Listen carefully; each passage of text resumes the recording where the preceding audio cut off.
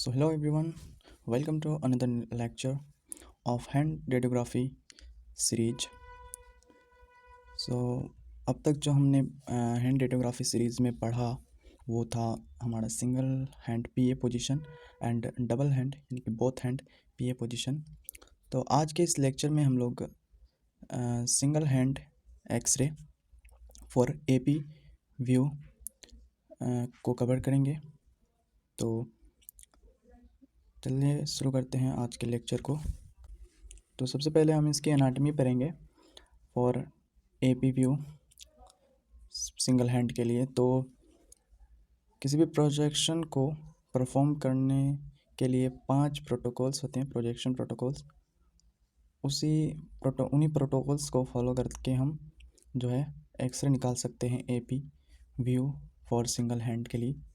तो जो एनाटमी है उसमें हमारी जितनी भी फैलेंजियस बोन्स होंगी विथ जॉइंट्स एंड मेटाकार्पल्स जितने भी होंगे हमारे, ठीक है। एंड जो कार्पल बोन्स हैं वो एंड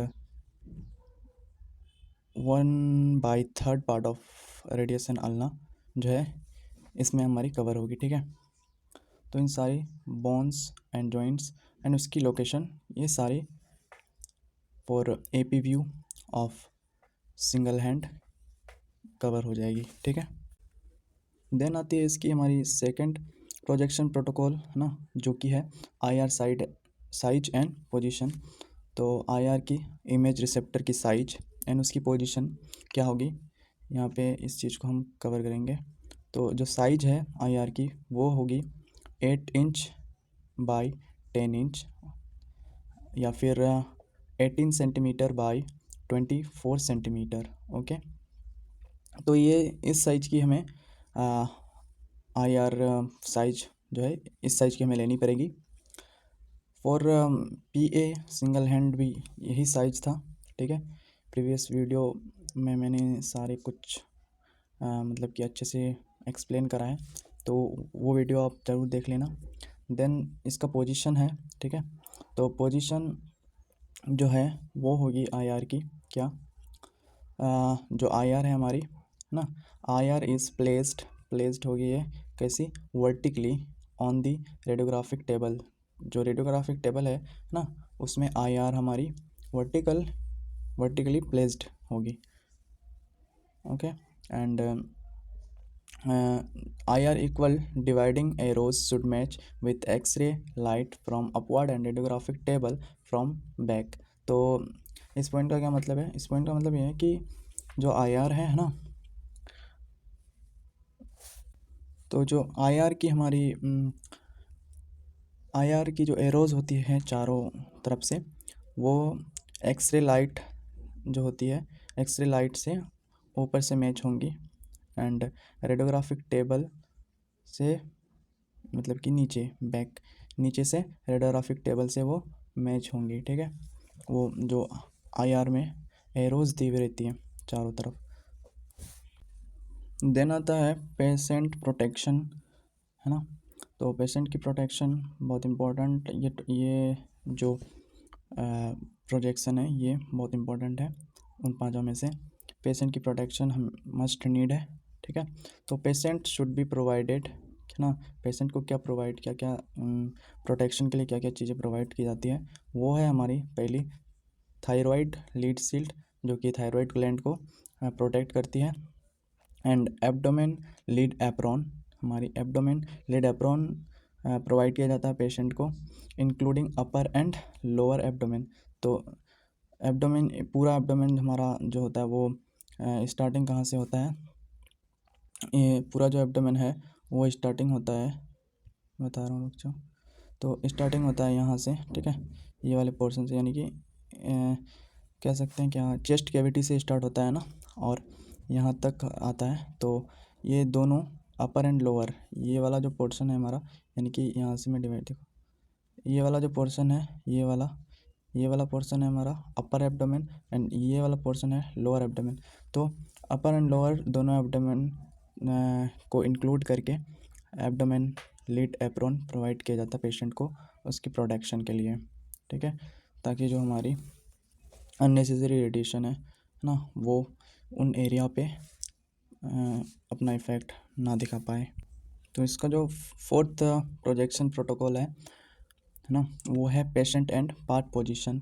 ठीक है, तो इसमें बेसिकली हम पेशेंट को इंस्ट्रक्ट करते हैं कि कैसे आपको एक्सरे के लिए प्रिपेयर होना है। पेशेंट को हम प्रिपेयर करते हैं बेसिकली एक्सरे करने से पहले।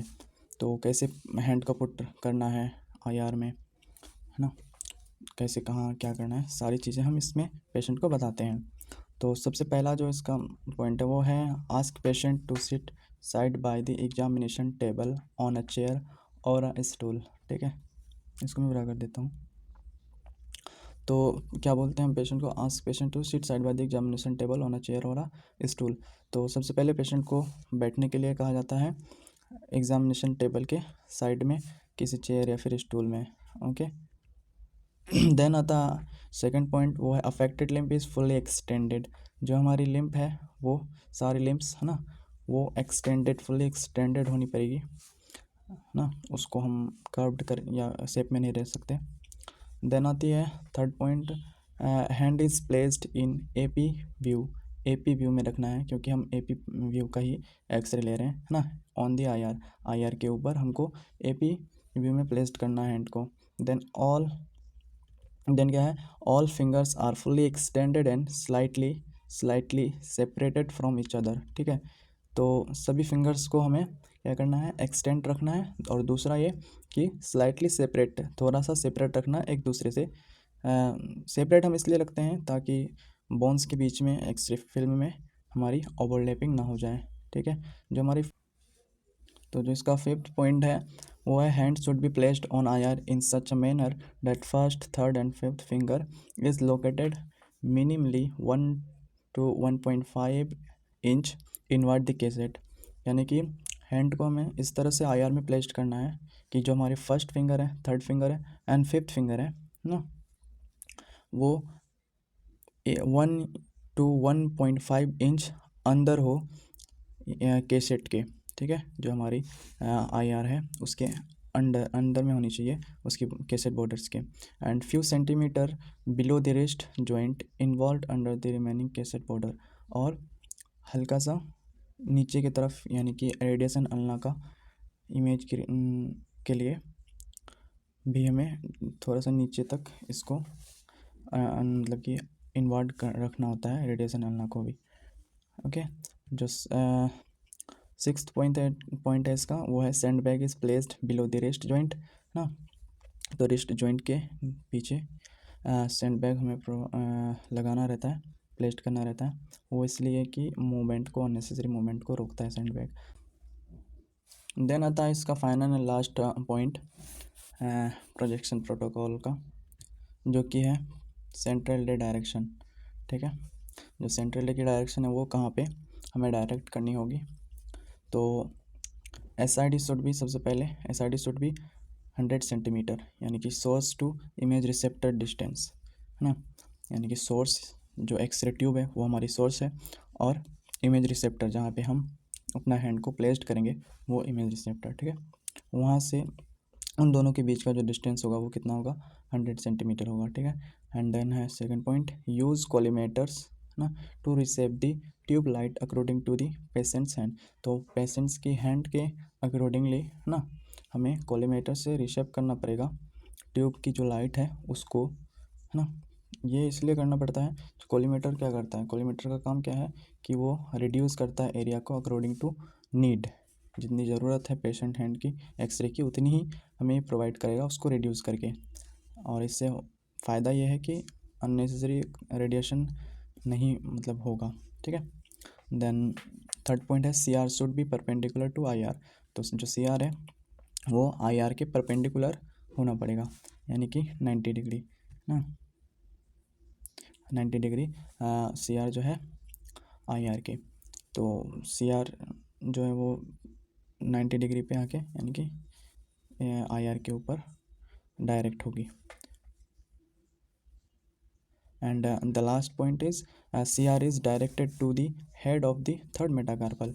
जो सी आर है हमारी वो कहाँ पे डायरेक्ट होगी, head of the third metacarpal पे। ठीक है, मेटाकार्पल के हेड पे, थर्ड मेटाकार्पल के हेड पे। ओके, अब इसका हम फाइनल इमेज देख लेते हैं। तो जो फाइनल इमेज बनेगा हमारा इस व्यू में वो कुछ इस तरह से होगा। देखो जितने भी जॉइंट्स एंड बोन्स थे और उसकी लोकेशन के साथ ये सारी जॉइंट्स एंड बोन आपको दिखेगा यहाँ पे, ठीक है। सारी यहाँ पे कवर्ड हो गई एंड मेटाकार्पल्स और कार्पल बोन्स भी कवर हो गई। हाँ, तो और 1/4 पार्ट जो है वो किसकी, रेडिएशन एनला की यहाँ पे कवर हो गई, ठीक है। तो हम बात कर रहे से किसकी, CR की, CR डायरेक्शन की। तो जो CR है वो हमारी head of the third metacarpal, यानी कि ये है हमारी head of the third metacarpal, यहाँ पे CR डायरेक्ट होगी, ठीक है। तो यही था हमारा आज का video. Thanks for watching. Subscribe for further videos of hand radiographic positioning.